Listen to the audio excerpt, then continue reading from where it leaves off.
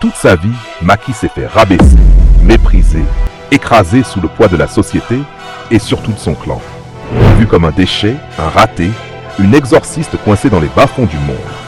Et pourtant, dès le début, elle n'était qu'enchaînée.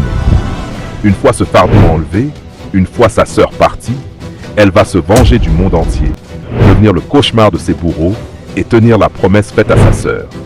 Tout détruire. Vous l'avez pigé, aujourd'hui on veut du sang, mais pas que. On veut de la grâce, de la poésie, des réveils de héros comme on n'en voit plus. Mais avant, abonne-toi, like la vidéo pour me booster et balance tes scènes en commentaire. Maki se libère de ses chaînes. Elle agonise dans ses bras, au cœur des ombres et de la nuit. À l'abri des regards, la poésie dont on parlait tant. La voilà au bord de l'océan, aux portes de sa délivrance. Elle va s'envoler et tout balayer. Elle doit juste lui jurer une chose, tout détruire. Et elle va le faire. Plus loin, son corps se souvient.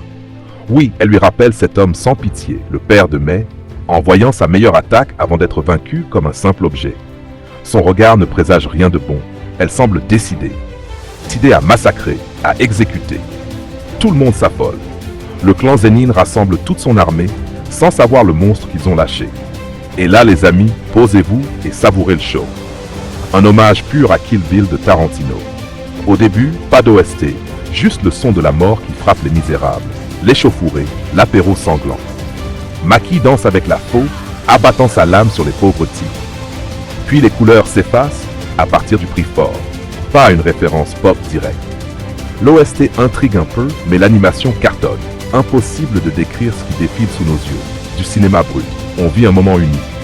Mappa ne copie pas le manga. Non, le studio sublime l'œuvre de Gakutami. La choré, les plans, le gore, les traits simples des persos boostent toute la sauvagerie.